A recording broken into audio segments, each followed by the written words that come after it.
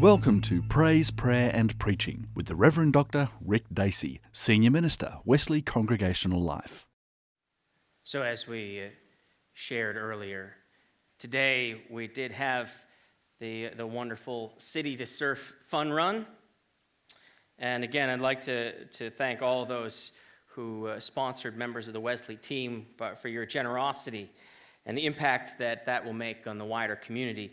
People have asked me how today went, and I think I must have won, because they gave me this medal, huh? So I can only assume that when you get a red medal, that must mean that you've won.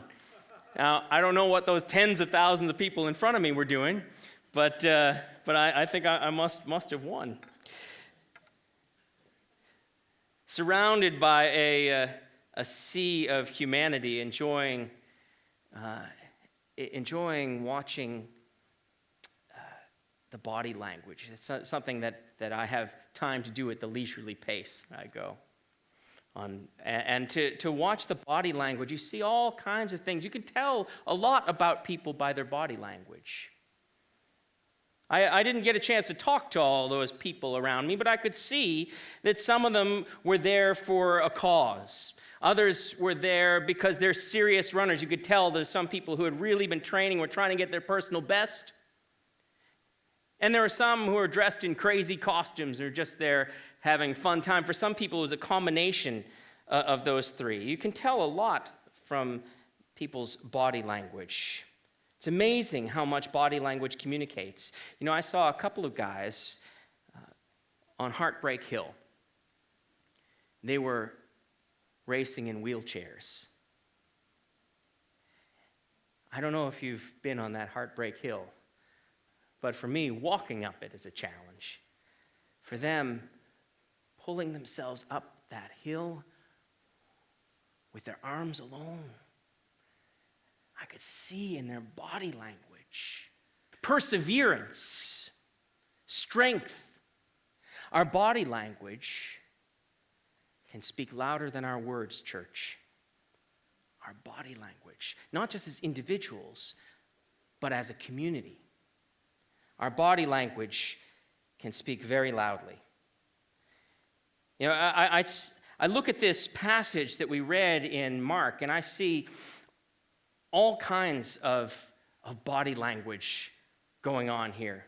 It's not just when our body language is incongruent, it's also when it is congruent, it can speak very loudly. When someone's words and body language match, when the words and actions hold together, they convey integrity. And they engender trust. Now, what do we see in this passage? Do we see things holding together, or do we see them incongruent? Let me just look at this passage a little bit. This Nazareth community, they've heard about Jesus' word and deed ministry as he went about these other villages. So when he came back to Nazareth, they had welcomed him with open arms. Can you imagine the body language? Jesus, welcome home. Come and preach in the synagogue. And so he did preach. And boy, did he preach. As a preacher, I watch the body language in a congregation. It's part of the conversation that happens between a preacher and a congregation in a sermon. I watch how people respond and what they're struggling with, or what is inspiring in them, what they need some more explaining to do. And in an African-American church, people will tell you, in most other traditions, you have to watch the body language. The congregation's body language in Nazareth would have told Jesus a lot, I'm sure. I'm sure that he can see the shift in the congregation as they go from welcoming and embracing Jesus to taking offense at him. Yet at the end of the sermon, they are beside themselves. They say, where does he get this? And who does he think he is saying the kinds of things he's saying? Who is it? We know this guy. We know his family. Isn't he the son of Mary? That's an insult in this culture. Isn't he the son of Mary? It's as if to say, we don't know who his father is. So what happened here? What did Jesus say that offended his hometown congregation so much that they went from welcoming him, embracing him, and inviting him to preach to taking offense at him and coming after him with personal attacks? What happened? Well, Mark doesn't tell us what Jesus said to the congregation at Nazareth because he doesn't have to. If we read the whole gospel, it's perfectly clear what he says. Mark implies what Luke makes clear, that Jesus' teaching in Nazareth is the same as his teaching everywhere. Everywhere he goes. His word and deeds all proclaim the same message. God is on the move. And God's promises are being fulfilled among people. The powers of this world are in full retreat. Death, brokenness, despair, fear, sin, all the powers that bind humanity are being vanquished by the power of God's love. But Jesus' message of the now and not yet coming kingdom of God, it doesn't really work for the Nazareth congregation. Though I suspect that it's not just the message that didn't go down with them. I suspect it is not just the message that offends them. It's the fact that Jesus, this young chippy, Mary's son, has the audacity, the nerve, to call them to be part of what he is up to involve them in all of this. He's not content to describe God's message of good news and transformation and hope. No, he means to involve them in it. He's calling them as God's people to live out that message, to embody that word. The good people of Nazareth, they're happy enough to hear Jesus' words and deeds when they were his words and deeds. But when his words call out their deeds, they take offense at him. They take offense.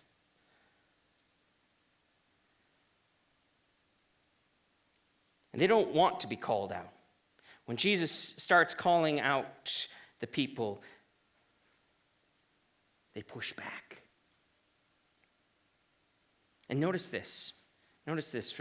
This is, I think, one of the most extraordinary things in all of Scripture. This verse. And he could do no miracles. There, he could do, as another translation puts it, he could do no deeds of power. There. Think about that. Jesus, the Son of God, could do no deeds of power there. Jesus, who had just raised a little girl from the dead, could do no deed of power in the Nazareth congregation, at least nothing worth mentioning. See, for Jesus, word and deed always have integrity. They always hold together. It's never one or the other. His words and deeds are inextricably bound up with each other. Jesus' body language is always the same as his message, as the words of his teaching. And the people of Nazareth reject this calling word, and because they reject it, he could do no deed of power there. And I want to think about the body language of the 12 disciples. It must have been a very confusing and anxious time for those 12 disciples. They're following Jesus on the road out of Nazareth, and he's not saying much. Maybe he's looking at the ground. Maybe he's shaking his head. This is the first time that they have ever seen him fail. This is the first time they've ever seen him fail. And let's be frank, that's what he has done. From a moral perspective, his Nazareth mission and its rejection by his hometown people could only be described as a failure. And the disciples, they can't help but wonder, maybe this is the end. Maybe the story's over now. Think about that. Jesus' disciples have left their old lives behind them, and up until now, it seemed clear that they've made the right decision. Jesus has called them to follow, and they have said yes. And they've left everything behind them. They followed him, and what a journey it's been already for them. They have heard the most amazing teaching from Jesus, parables that open them up to God's love, to what God is doing in the world. And they have watched Jesus do some amazing things. They have watched him change lives and transform whole communities. They have watched him drive out the brokenness and despair within people with healing and wholeness. They have seen him restoring people to hope. They have seen him reconciling people to community with one another. They have seen him bring life out of death. But now, as they walk away from Nazareth, their heads have to be spinning. Now, for the first time, they have seen Jesus fail. Perhaps some pious folk, some religious folk are looking on and suggesting that perhaps God's favor has been removed from Jesus.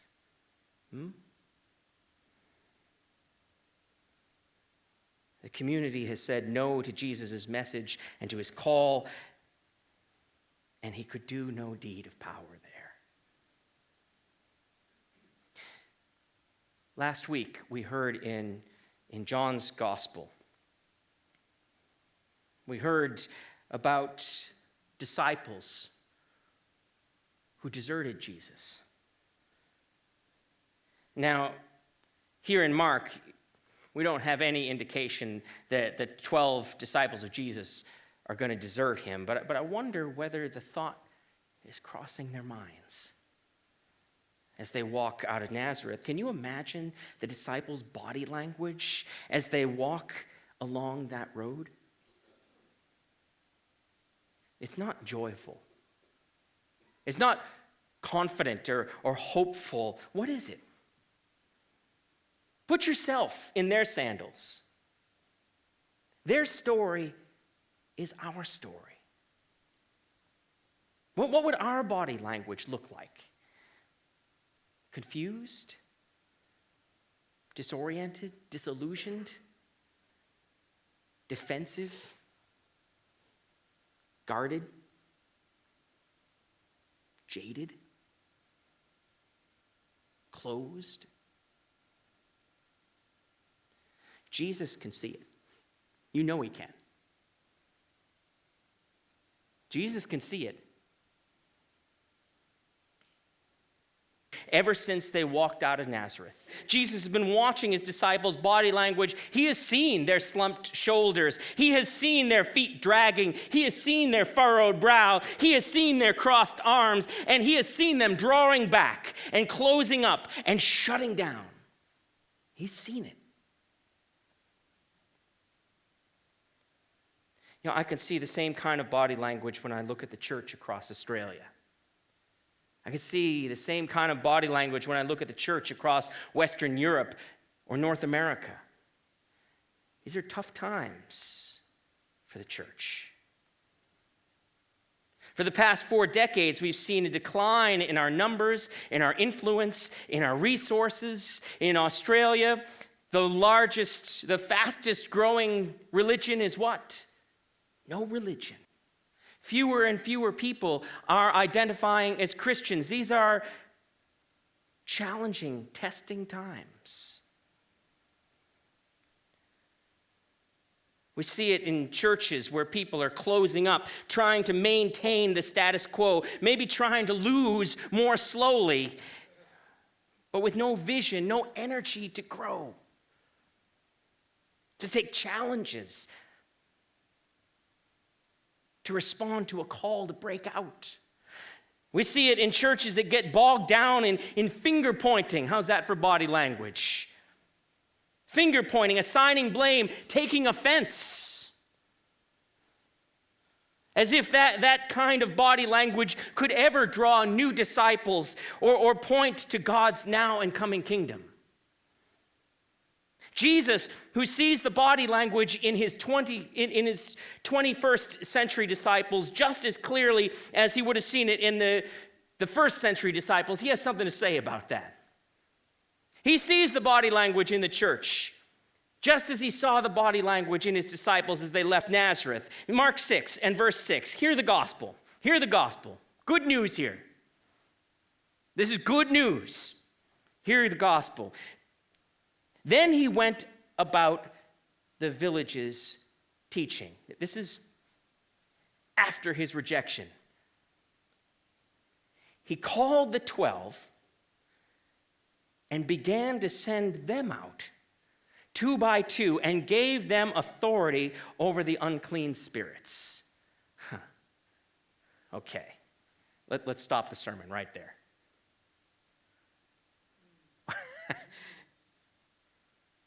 What's going on here? Jesus has just been rejected. He could do no deed of power among his own congregation. What would you think would be the next sensible step for Jesus to take? The next sensible step for him, maybe take a step back. Take some time to process this with the disciples, to go through a careful review and analysis of what went wrong, to develop and implement a practical plan for avoiding another Nazareth debacle in the future. Wouldn't that make sense? Given the circumstances, that would seem to be the only sensible, the only wise, the only prudent thing to do. But that's not what Jesus does. In the wake of his Nazareth rejection, what does he do? No, he turns to his disciples and he says, right, now it's your turn.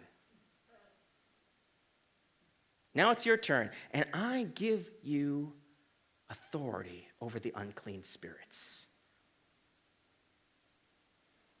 I'm giving you the power of hope and reconciliation. I'm sending you out with the authority to drive out the brokenness and despair with healing and wholeness. I am giving you the authority of my love, and I'm sending you right now. Now, what do you suppose the body language of the disciples would be at this point?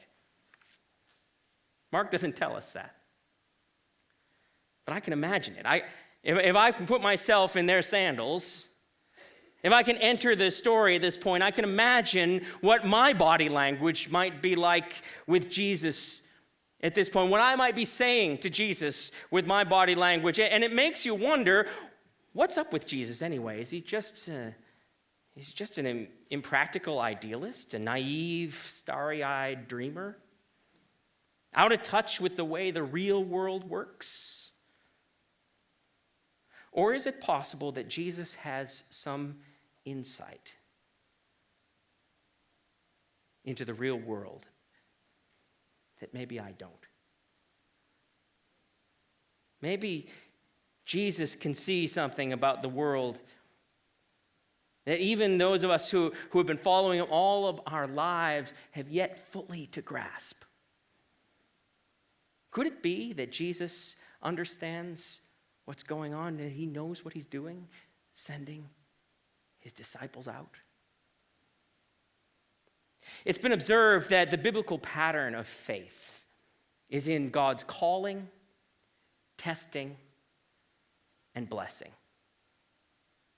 And at this point in Mark's narrative, the disciples have been through the calling part. They have responded to Jesus' call. Jesus said, "Follow me," and they have said, "Yes. Lead on, Lord." But now, in the wake of the Nazareth debacle, they arrive at the first real test. And it's not a pop quiz.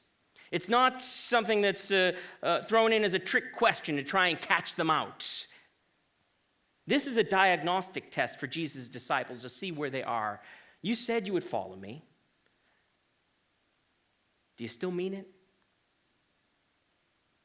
Notice that Jesus isn't testing their understanding. This is not a knowledge test. He's not looking for words from his disciples. He's not looking for a confession of faith or an oath of obedience. He's not looking for them to have all the right answers here. He's looking for their action. He's looking for their body language. At this moment, when the disciples have to be second-guessing their decision to leave their old life behind. At this moment, when their morale is sapped, when their confidence is shaken, this is when he sends them out. This is when he puts them to the test, and he tests them in their trust by putting his trust in them. Again, we've said it before, the remarkable thing about faith in Christ is not that we have faith in him, but that he has faith in us. At this testing moment, he entrusts his disciples with carrying on his work in word and deed. He sends them out. Jesus sends them out in pairs because, this is not going to be a lone ranger. There aren't going to be any lone rangers in this. Even when they've been sent out, the disciples are still part of a connected community. They'll still be walking alongside each other, still leaning on each other, counting on each other, and encouraging each other. But listen to how Jesus sends them out. He ordered them to take for their journey nothing except a staff. No bread, no bag, no money in their belts, but to wear sandals and not to put on 2 tunics. Now, why on earth would Jesus send his disciples out at this time of all times and then put these seemingly unreasonable conditions on them? What's he trying to do? Bring a staff and wear sandals, a walking stick, and traveling shoes so you don't forget that you're on a journey. But don't take anything else with you. Don't pack a lunch. Don't take a bag. Don't bring your wallet. Don't even throw on an extra shirt in case you get cold. What do you think? Well, why is Jesus sending his disciples out like this? I'll tell you what I think. I think that Jesus has been watching his disciples' body language ever since they walked out of Nazareth. He's seen them drawing back, closing up, and shutting down, and it's not working for Jesus. So he turns them around, and he puts his disciples in a position where they can see plainly that drawing back and closing up and shutting down is not going to work for them either.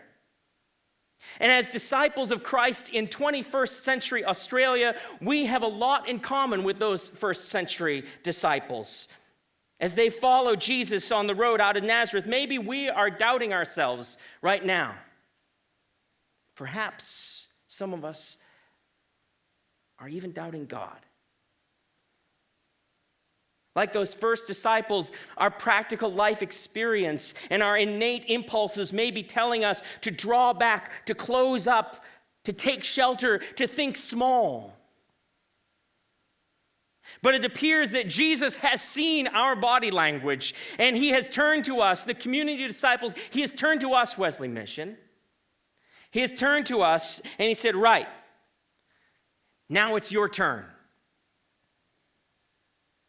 You have watched me and you have heard me, says Jesus. Now it's time for you to change lives and transform communities. I am giving you authority over the things that bind God's people. I am sending you out with the authority to drive out brokenness and despair with healing and wholeness. I'm giving you the power of hope, the power of reconciliation. And I'm sending you right now. And together, we're responding to his call in new and growing ministries here in the Wesley Center and in the wider community. We're doing it not because we have all the answers. We're doing it not because we think we can do it and no one else can. We're doing it because we're called. And Wesley Connect, coming alongside marginalized people, sharing with them in word and prayer and practical support and friendship. In the Studio J's Inspiring Water Project, building a well so that kids can have clean water to drink, kids who otherwise could die from the water they drink, that they could live. In our youth mission trip to the city this spring, Wesley Urban Mission. In our growing connection between our community services and our congregational life, as we saw a couple of weeks ago, members of this congregation led a Thanksgiving event for frontline staff who are doing hard work, coming alongside some of the most vulnerable people. We are not a church that turns inward when times get tough. Again and again throughout our history, we have heard Jesus say, go, go, and we have gone. And he has taught us along the way. We haven't always gotten it right. We won't always get it right. But when Jesus says go, we go. And he will be with us. And he will work through us. We trust that he knows what he's doing. We trust that like those first century disciples, we will return astonished at what he can do in and through us. Sisters and brothers, Jesus is sending us out tonight. He is sending us out to continue his work in word and deed. May the world encounter his love, his hope, his compassion, not only in our words, but in our body language.